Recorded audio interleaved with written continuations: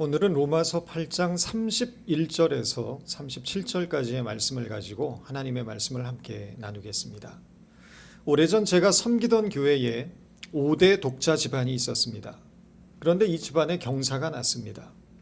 5대 독자 외아들이 쌍둥이 아들을 낳은 것입니다. 떡을 해서 온 교회에 돌리고 동네 잔치를 벌였습니다. 재미있는 것은 절대로 이 둘을 한 차에 태우고 다니지 않았다는 것입니다. 버스를 타도 서로 다른 버스에 태우고 택시를 타도 서로 다른 택시에 태웁니다. 어디를 가더라도 반드시 차 2대로 움직입니다. 심지어 기차를 탈 때도 서로 시간을 달리해서 탑니다. 한 차에 타고 가다가 혹시라도 사고가 나면 어렵게 얻은 아들 둘을 한꺼번에 잃을지도 모른다는 두려움 때문이었습니다. 금이야 오기야 애지중지 키웠습니다. 얼마나 대단한 아들이었겠습니까? 5대면 근 200년입니다. 200년 만에 아들 둘을 한꺼번에 얻었으니 그러고도 남을 일입니다. 10손가락 깨물어서 아프지 않은 손가락이 없다는 말처럼 부모에게 자식은 하나같이 귀한데 오직 하나뿐인 아들이라면 오죽하겠습니까? 그런데 성경은 하나님이 세상을 사랑하사 하나뿐인 외아들을 내어주셨다고 말합니다. 이것은 세상을 향한 하나님의 놀라운 사랑이 아닐 수가 없습니다. 그러나 세상을 구원하기 위해 자신의 외아들을 십자가의 제물로 내어놓으신 하나님의 사랑을 우리 인간이 완전히 이해한다는 것은 불가능합니다. 그 이유는 하나님은 완전하지만 인간은 불완전하기 때문입니다. 불완전한 존재가 어떻게 완전하신 하나님의 사랑을 이해할 수 있겠습니까? 그래서 끊임없이 하나님의 사랑을 의심하고 불신하게 되는 것입니다. 하나님이 나를 그토록 사랑하신다면서 왜 나의 현실에 끊임없는 고난과 시련이 있느냐는 것입니다. 인간의 현실에 가득한 고난과 시련 때문에 우리는 우리에게 일어난 구원과 소망에 대해 늘 흔들리게 되는 것입니다. 인생의 고통을 만날 때 인간은 누구든 괴로워하게 됩니다. 그러나 우리가 분명히 알아야 할 것은 고통 그 자체가 우리에게 기쁨이 될 수는 없겠지만 우리가 인생에서 경험하는 그 어떤 형태의 시련과 고통이든지 하나님은 그것을 통해 우리를 하나님의 사람으로 빚어가고 계시다는 사실을 믿어야 한다는 것입니다. 본문의 33절 말씀입니다. 자기 아들을 아끼지 아니하시고 우리 모든 사람을 위하여 내어주신 이가 어찌 그 아들과 함께 모든 것을 우리에게 주시지 아니하겠느냐. 이 말씀의 의미는 사랑하는 아들을 죽이면서까지 우리를 살리신 하나님이시라면 과연 우리를 위해 무엇을 내어주시지 못하겠느냐라는 뜻입니다. 사위 오면 씨암탉 잡는다라는 말이 있습니다. 씨암탉을 잡는다는 것은 병아리를 깔 수 있는 알을 더 이상 얻을 수 없다는 것이고 이것은 집안의 중요한 재산 하나를 버린다는 것입니다. 다시 말해 가장 귀하게 여기던 딸도 주었는데 씨암탉 정도 내주는 것은 아무것도 아니라는 뜻입니다. 큰 것을 주면 작은 것을 주는 것은 쉬운 일입니다. 가장 귀한 것을 내어놓은 사람에게 덜 귀한 것을 내어놓는 일은 어려운 일이 아니라는 것입니다. 독생자를 내어주신 하나님께서 우리가 필요로 하는 모든 것을 왜 내어주지 않으시겠습니까?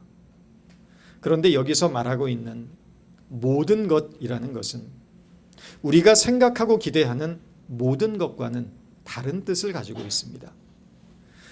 우리는 모든 것의 의미를 우리의 삶의 모든 필요라고 생각하기 쉽습니다. 우리가 인생을 살아가는 데 있어서 돈도 필요하고 집도 필요하고 먹을 것, 입을 것도 필요합니다. 우리가 필요로 하는 것 대부분은 물질적인 것들입니다. 물론 공중의 새도 먹이시고 들풀도 입히시는 하나님께서 사랑하는 당신의 자녀들의 모든 삶의 필요를 채워주시고 공급해 주실 것입니다. 그러나 오늘 본문의 말씀 속에서 의미하는 모든 것이라는 것은 하나님의 자녀로서 거룩한 삶을 완성해 나가기 위한 모든 것입니다. 앞서 바울은 로마서 8장 28절에서 하나님을 사랑하는 자, 곧 그 뜻대로 부르심을 입은 자들에게는 모든 것이 협력하여 선을 이룬다라고 말씀한 바 있습니다. 바울에게 있어서 모든 선함의 궁극적인 목표는 하나님의 아들이신 예수 그리스도를 따르는 것이고 본받는 것을 의미합니다. 따라서 32절에서 그 아들과 함께 우리에게 주시겠다고 하신 모든 것의 의미는 진리와 생명과 거룩한 삶을 완성하기 위해 우리에게 필요한 모든 것을 뜻하는 것입니다. 예수 그리스도를 본받기 위하여 우리에게 필요한 모든 것은 어떤 것들입니까? 그것은 사랑이고 희락과 화평이며 자비로움과 양성과 충성과 온유와 절제와 같은 것들입니다. 하나님께서는 이 모든 것들을 우리에게 공급해 주시겠다는 것입니다. 하나님이 우리를 부르신 목적이 무엇입니까? 이 세상에서 성공하고 잘 먹고 잘 살게 되는 것입니까? 그것을 위하여 우리를 부르셨겠습니까? 그렇지 않습니다. 그것은 우리가 목적하는 것들입니다. 하나님이 우리를 부르신 목적은 거룩하고 흠이 없는 하나님의 사람으로 세우기 위함입니다. 에베소서 1장 3절에서 5절입니다. 찬송하리로다. 하나님 곧 우리 주 예수 그리스도의 아버지께서 그리스도 안에서 하늘에 속한 모든 신령한 복을 우리에게 주시되 곧 창세 전에 그리스도 안에서 우리를 택하사 우리로 사랑 안에서 그 앞에 거룩하고 흠이 없게 하시려고 그 기쁘신 뜻대로 우리를 예정하사 예수 그리스도로 말미암아 자기의 아들들이 되게 하셨으니 이는 그가 사랑하시는 자 안에서 우리에게 거저 주시는 바 그의 은혜의 영광을 찬송하게 하려는 것이라. 바울은 묵상 가운데서 하나님께서 창세 전부터 우리를 택하시고 계획하시고 부르셨다는 놀라운 깨달음을 얻게 되었습니다. 우리가 이 사실을 믿는다고 하면 하나님께서 창세 전부터 우리를 택하시고 부르셨다는 이 놀라운 사실을 깨닫기만 한다면 늘상 결핍의 정신 속에서 먹고 사는 일에만 매여 근심하고 걱정하며 살아가는 일이 결국은 불신앙이라는 사실을 깨닫게 됩니다. 하나님께서 그 아들 예수 그리스도를 본받게 하기 위하여 우리가 필요로 하는 인격적이고 도덕적이고 영적인 모든 필요들을 공급해 주신다는 것을 믿으시기 바랍니다. 우리가 하나님의 아들이신 예수 그리스도를 본받는 아름다운 인격으로 영화롭게 그분 앞에 세워지기 위하여 필요한 모든 것들을 하나님은 공급하시며 채우실 것입니다. 바울은 그 누구도 하나님의 사랑을 입은 그의 자녀들을 고발하거나 정죄할 수 없음을 선언합니다. 33절, 34절입니다. 누가 능히 하나님께서 택하신 자들을 고발하리요? 의롭다 하신 이는 하나님이시니 누가 정죄하리요? 죽으실 뿐 아니라 다시 살아나신 이는 그리스도 예수시니 그는 하나님 우편에 계신 자요 우리를 위하여 간구하시는 자시니라. 저와 여러분은 예수 그리스도의 십자가 공로로 구원받았습니다. 그러나 마귀는 우리의 구원을 뒤흔들어 놓습니다. 죄책감에 빠지게 하고 두려움에 사로잡히게 하고 구원에 대한 확신을 갖지 못하게 합니다. 우리가 얻은 구원이라는 것은 근본적으로 영혼의 구원입니다. 우리가 구원받은 것은 영혼이지 인격은 아니라는 것입니다. 그래서 예수를 믿고 구원을 받았으나 여전히 우리의 인격은 불완전하고 미완성이며 연약합니다. 하나님의 자녀답게 살지 못하고 과거의 죄된 습관을 버리지 못한 채 욕심과 욕망을 따라 살면서 끊임없이 실수하고 죄를 짓습니다. 이때 마귀는 우리를 정죄하고 고발합니다. 네가 과연 하나님의 자녀냐? 네가 그렇게 실수하고 죄를 지었는데 너는 더 이상 구원의 자녀가 아니다. 너같이 사악한 인간은 구원받을 수 없다. 마귀의 이러한 정죄와 고발은 틀리지 않은 것처럼 보여집니다. 너무나 당연한 이야기 같습니다.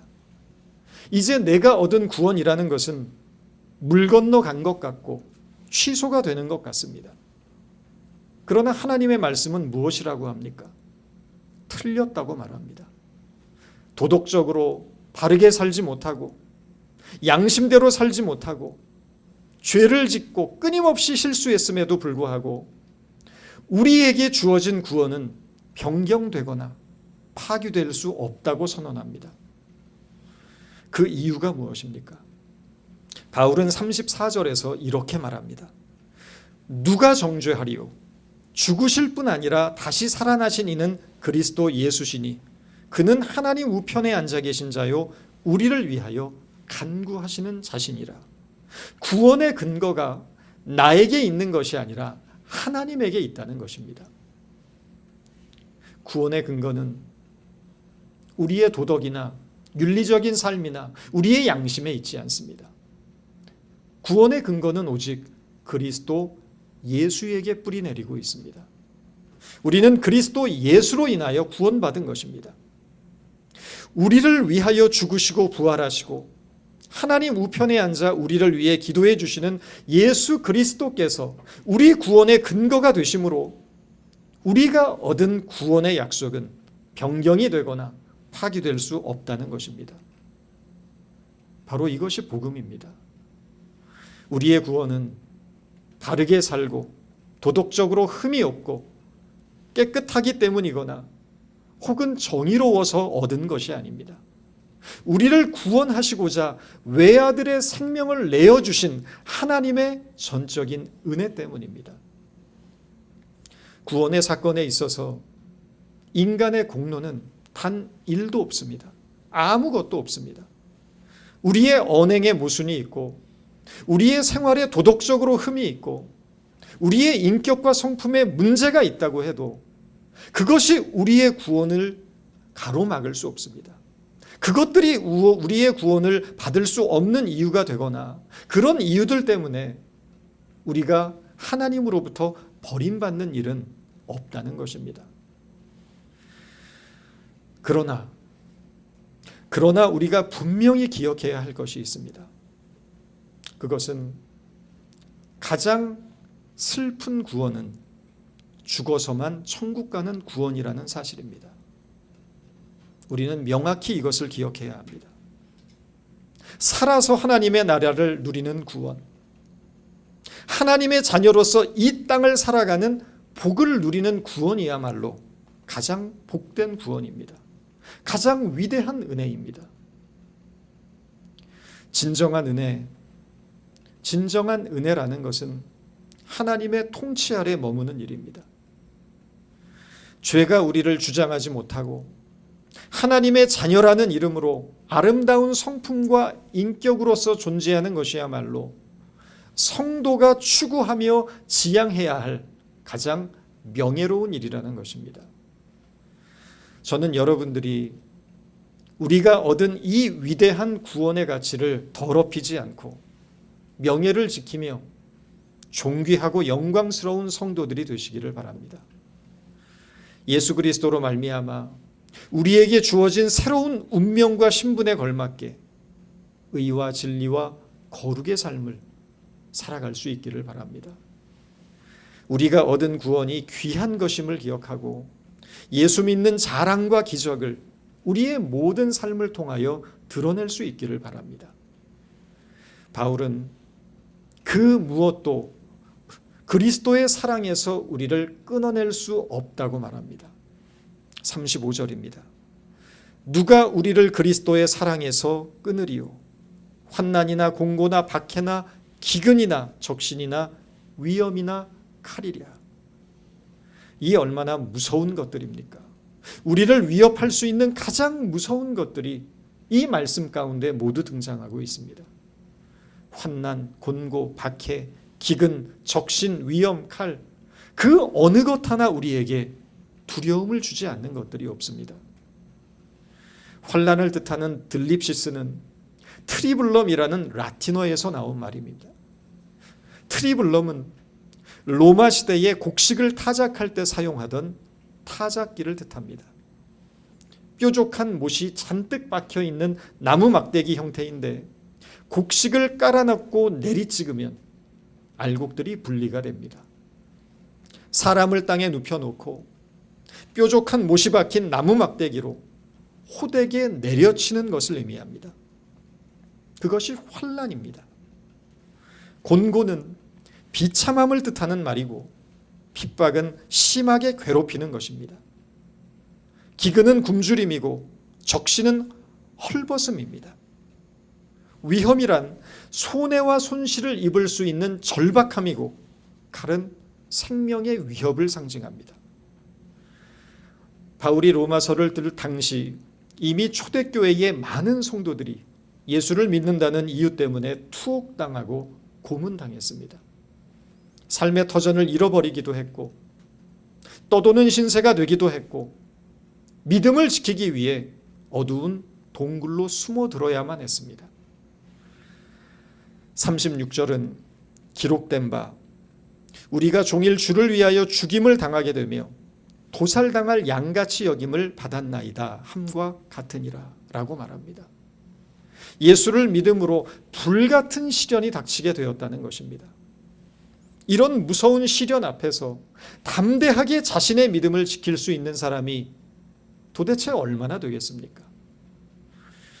일제 강점기 시절에 한국 기독교는 일본의 조상신 앞에서 절하는 신사참배를 공식 결의했고 당시 기독교 지도자들이 솔선수범했던 부끄러운 과거가 있습니다. 여전히 한국 기독교는 이 수치스러운 과거에 대해 공식적으로 사과하지 않고 있습니다. 극소수 반대했던 분들은 투옥당하거나 순교당했습니다.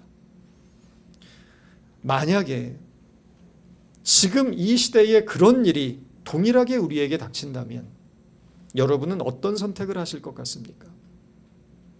과연 믿음을 지키기 위해 손해나 희생, 심지어 죽음까지도 감수할 수 있는 분들이 도대체 몇 분이나 되겠습니까?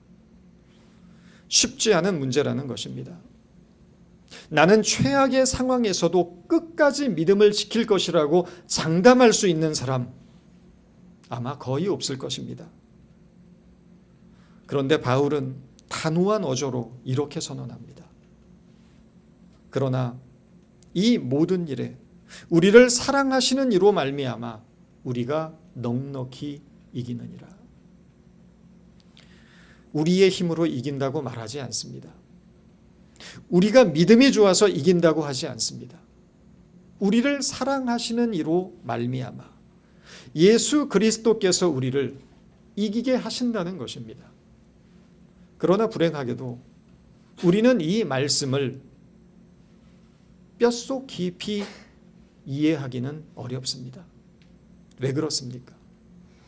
저와 여러분은 단 한 번도 예수를 믿는다는 이유로 우리의 믿음 때문에 시련을 당해본 경험이 없기 때문입니다.